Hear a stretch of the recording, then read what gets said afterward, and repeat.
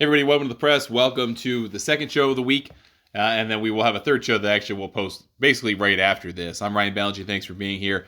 And the reason for doing two shows in a day is because yesterday got all kinds of messed up on my end. We've had the model out for the Masters tournament for basically almost a week. And we've had it out there for good reason to give you guys as much opportunity if you're a GNM member to take a look at it and use it. But yesterday when I was getting ready to go over and do the podcast for this episode, going over the model, horses for courses, all that good stuff, my site went down. And I've been dealing with that yesterday and ultimately mostly got fixed in the evening. It took a long time to get it done, but that meant we didn't get the podcast out, and that's an unfortunate consequence. So we're going to do two shows today. We'll talk about the model, horses for courses, kind of final preparations for the information that you need to have. And then we will do a show right after this that's basically talking about your derivative bets, your fun bets, the stuff that I typically would not wager on, but this week some people might be more interested in than others. So let's start with the model, because that's kind of an important part of all of this. That's the fulcrum. Now, last year I did two models. I did a model that was Masters specific and attempted to take strokes gained in total out of it and replace it with strokes gained tee to green. And I've done that actually 2 years now. Last year was not as good as this year, or the year prior when Scottie Scheffler was right up there. And the problem with it is that we don't have enough data from Live Golf really to give you a good indication. So there is more data out there now in recent, like the last week or two. Liv started to put actual strokes gained data out there, organized by category, not just kind of against the scoring average. So that timing's unfortunate for that, but I'm probably not going to do that Masters specific model moving forward. I will explain why in a few minutes. So this is our standard model. This is what we normally do. Look at 1 and 2 year windows, strokes gained, quality strokes gained, and relative quality strokes gained, right? You're looking at relative strokes gained to your competition and the quality of the competition this week. So I want to know how well you're gaining strokes over the last 1 and 2 years. I want to know how well you're doing it with a multiplier for the type of tournament that we're playing this week. So I took basically the players in every major championship that's lumped in. So those 5 tournaments are what count in this group of relative competition. And then I want to know how you compete in general with and without quality strokes gained, strokes gained and quality strokes gained in this type of environment. Then I want to know how well you do in the Masters, and I want to know how well you've done in the last 10 tournaments. So put all that together, weight it a little bit differently, and here's what you get. And that's the model we've done forever. We've done it for 4 years now, and it's been very, very successful, so why mess with it? And I think what you will find is, especially after looking at these results, we weren't that far off, I don't think, from the reason why I'm not doing a Masters-specific model this year. So let's go over the top 10 for this year. And then, that again, we're accounting for 1 and 2 year windows, so we're looking for the Live guys really at just major championships and whatever tournaments they play on the PGA Tour in the last 2 years, so before they joined Live. All right, here's your top 10. Scottie Scheffler is far and away number 1, as he should be. Rory McIlroy is number 2. I would disagree with that assessment, but in the long haul, that's correct, but not the current assessment. Xander Schauffele is number 3. Ludwig Oberg is number 4, which is kind of surprising. Now, these calculations are agnostic of experience at Augusta National, right? So if you don't have much or any, and you have otherwise good results in general or in the majors, you're going to come up higher here, higher than I would rank you, because you don't have the experience, and we know what experience means. Number 5, Wyndham Clark. Number 6, Hideki Matsuyama. Number 7, Shane Lowry. Number 8, Matt Fitzpatrick. Number 9, Brooks Koepka. Number 10, Dustin Johnson. Number 11, Bryson DeChambeau. Number 12, Victor Hovland. Some ones to point out that are interesting. Jon Rahm is 16 because he kind of had not the best 2022. Tyrrell Hatton is 15. Will Zalatoris 19, Joaquin Niemann 18, Colin Morikawa 20. You notice there's no Spieth in there. Spieth's 25th. Max Homa is 28th. Sergio Garcia, 32nd. Sahith Theegala and Tony Finau, guys, I want to point out, 33 and 34. Justin Thomas, 38. Patrick Reed, 40. So a bunch of guys to think about here, and I'm going to come back to some of them. Now, that all said, the reason why I kind of got away from doing a Masters-specific model this year is, one, the live data stinks, and two, there's really kind of a tried and true method to figure out your Masters-specific model, and that is who are the best players tee to green. We talked about that in the first episode related to the Masters, who those players are. And my metric for it has long been, do you gain 1.2 strokes or better tee to green on average in calendar year events before the Masters, so all of 2024 events. An interesting and I think equally effective metric is from a guy named Ron Kloss, who does PGA Splits 101 on X. He's great. You should follow him. He just shares fantastic data, and you should follow him. He gives out all kinds of great stuff. And if you weren't going to subscribe to GNN, I would tell you to subscribe to his stuff at BetSperts Golf. He just does such a great job with data, and especially around these major championships, it's particularly helpful to kind of put together. He has a trends document that looks at the winners over X number of years, and there are lots of them that turn out to be really true, but it's also kind of hard to pare all of them down perfectly to the right player. But some of the trends I do want to point out before I get to his short-term model, or his version of my 1.2. 44 of the last 44 Masters winners have played at least one Masters. 18 of the last 18 were not the betting favorite. Sorry, Scotty. 25 of the last 26 made the cut at the Masters the year prior. 24 of the last 26 finished 30th or better in any previous Masters tournament. 23 of the last 26 finished 38th or better at the Masters the year prior. So I would call that 35th or better.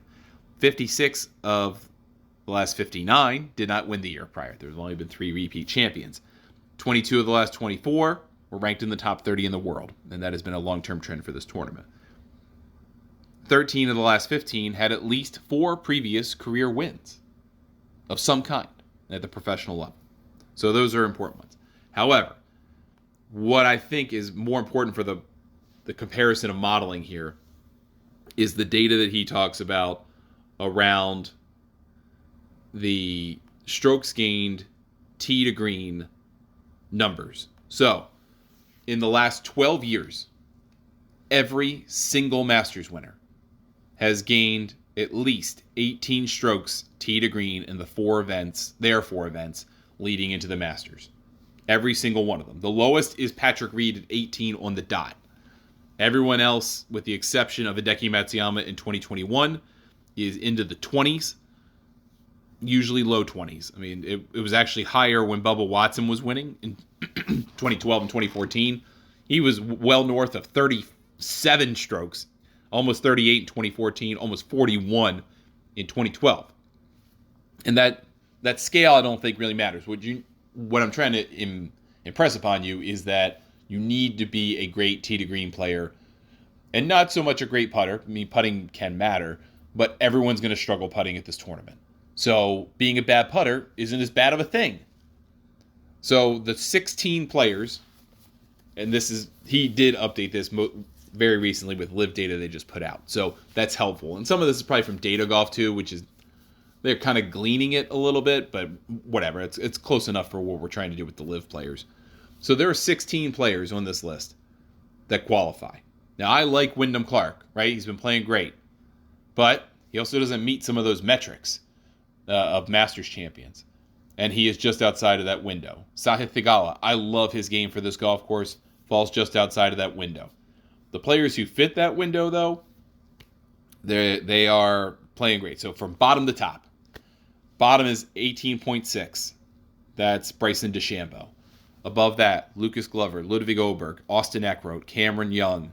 Now, Eckroat wouldn't qualify in terms of other criteria.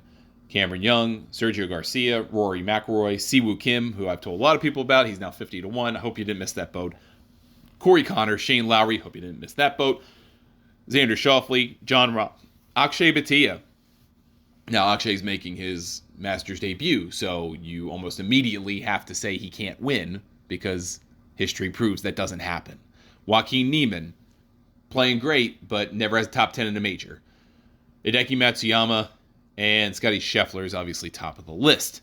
So, Hideki is going to make a lot of cards. I think Niemann's going to make a lot of cards, but my knock on him would be top 10s. Schauffele is going to make a lot of cards, but he's never won a major, and he doesn't win that often. So the win equity is not very good, which I don't really like the term win equity, but whatever, we'll go with it. Petit is out because he's a first-timer. So now you're down to like Lowry, Connors, Siwoo, McIlroy, Sergio. And Sergio's had a pretty decent record in this tournament over the years, although he's been horrible in the major since winning one. And he seems to have found something again here recently on LIV, so maybe worth a consideration at that 100, 130 to 1 price. Cameron Young has never won on the PGA Tour, so he falls out of that conversation really quickly if you think about the other criteria. Austin Eckroat, same thing. Ludwig Oberg, unfortunately, same thing, but also inexperienced. Lucas Glover fits the criteria. Would you bet on him to win the Masters? Probably not. Bryson DeChambeau fits the criteria. So, I actually like Bryson a lot as a bet this week, even though he has a very bad track record here. I wouldn't put a full-throated bet on him to win, but eventually some players do figure this place out. And I know he has been pilloried since the par 67 comment, and he's never broken his imaginary par here. But this data set and mine about the 1.2 strokes gained tee to green on average. I mean, they're fundamentally kind of the same idea. And that is you got to be the best tee to green players. And that's the Masters specific model right there. So Ron put his out. I have my version of it. Both are great. His has LIV data, so I'm going to defer to him. So there's your short-term model about that. Now, let's look at course history, because course history is awfully important here. I don't like doing course fit here because we don't have enough long-term data to do this. So you just kind of have to go off the form, I think, more than anything else. I think that'll tell the story. So, more than any other venue. So let's look at those players who have multiple top 15 finishes in the last 5 years.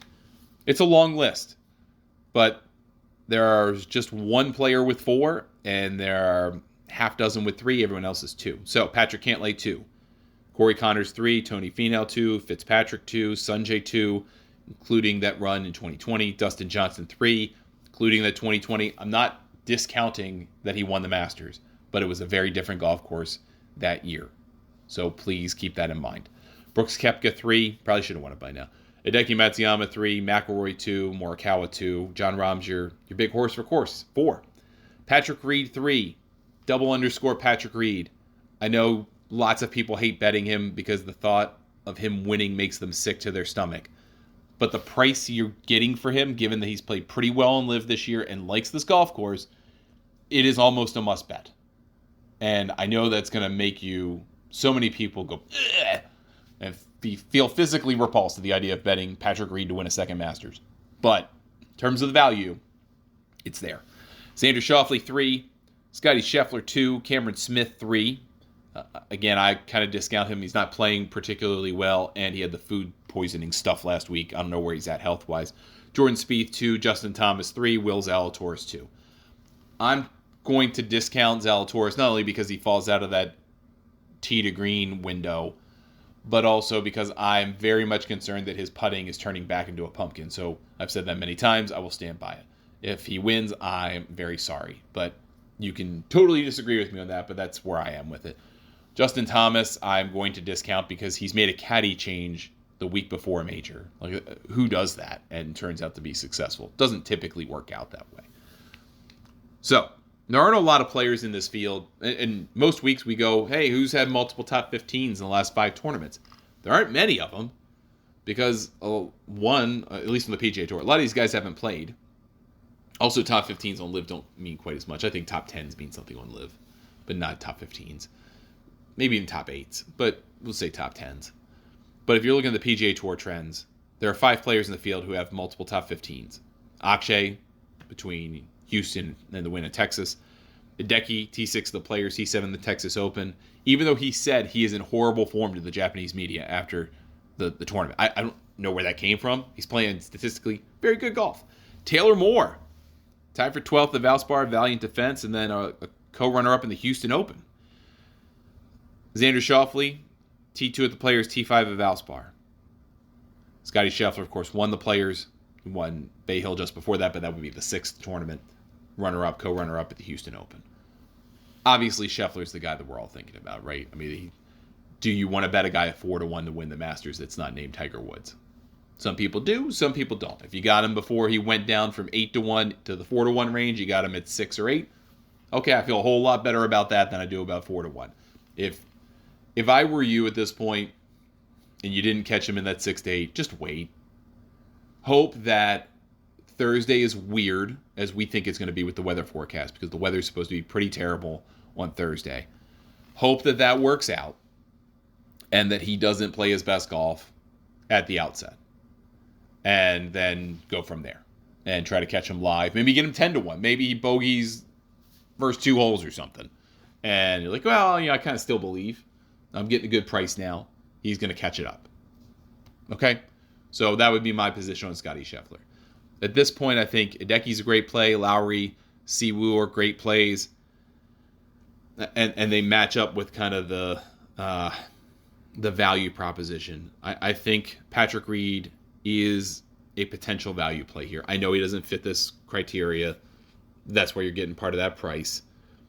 I think Jon Rahm is worth a consideration. I think he is exasperated by all the talk about him missing the PGA Tour. And you can tell. And I think he kind of has something here to prove about where he is in his game. Just the personal thought. Shane Lowry's a great play. I love Corey Connors' tee to green game, and he does well at this golf course. I don't see him winning. McIlroy's number actually kind of surprised me because he has struggled so much with iron play, but he's so good off the tee. And the strokes gained tee to green number can be a little bit misleading because you're combining everything. So if you're really good at one thing, like McIlroy is at driving, and not very good at the other thing, which is approach play, then it all kind of comes out in the wash, right? You go, oh, he's gaining so much tee to green. How does he not do better? Well, if you're not a good iron player for what you have to hit, then what's the point of gaining strokes off the tee if you're just going to make pars? Garcia is an interesting play. I don't think I would rather play Reed over Garcia personally, but that's me. I'm gonna avoid Cameron Young. I'm not getting sucked into the trap of him winning. He doesn't fit the criteria. Eckroat interests me, but no. Lucas Glover interests me vaguely, but no. Bryson does actually interest me. And part of, I just have this ominous bad feeling going over all of these data points and going, Scotty's going to win this thing by 6, and I'm going to burn $150. So I know we don't talk about DraftKings or daily fantasy on this show very often, but I do enter daily fantasy stuff around the majors, and I made sure I had Scotty Scheffler on my one and only team. That was it. I needed to have Scotty Scheffler. I needed to have Hideki. I needed to have Shane Lowry. I liked having, I know Sahith Theegala is not in this criteria. I needed to have him. And that came at the cost of trying to find someone that was lower priced at the very bottom of the DraftKings range, in the 6,000s, and just kind of hope against hope that you get what you need and get 6 guys to the weekend. But I think from that perspective, you almost have to have Scotty. You almost have to have Hideki. And then you have to figure out the rest. And that costs you about $20,000 of your salary on DraftKings. But that all said, the outcomes in this tournament tend to be obvious. They just tend to be. And the last thing I'll say about all of this stuff is this is a great live betting tournament. And it's a great live betting tournament in the first round. And it's also a great live betting tournament in the third round, the middle of the third round. It's great in the first round because as you realize the day is winding up, in the last 12 years of this tournament, 20 years of this tournament, I forget what the number is anymore. It's a lot of years. I think it's closer to 20 than 10. You have to be in the top 11 after the first round to win. If you are not, you do not win. So, if you have positions on some of these guys, and they turn out to be in the top 10, hold them. Just hold them. You got a great ticket. If you don't, and something crazy happens, something strange happens, get in there and start trying to kind of find guys who could slip into that top 10. The closer you get to the end of the day, your pricing is going to change because the books know the reality of it too. But if you can find someone who's maybe making a nice little move by the time the first round wraps up, which is probably going to be Friday, is my guess, then maybe you get a couple bets in and you kind of cover your bases.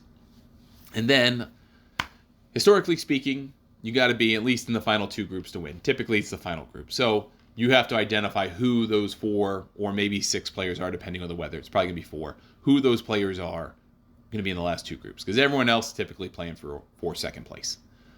So that's important to note. So if that's your last chance saloon to get your live betting in on an outright ticket. That all said, man, I have this feeling that Scotty Scheffler's just going to win by 4 or 5. And I kind of hope to be wrong. I want this to be interesting, but I think that's a very realistic possibility. All right, that's going to do it for this version of the press. Then I'm going to hit stop recording, and I'm going to do the derivatives and other bets version of the show and put them out basically back to back. So hopefully you enjoy both shows.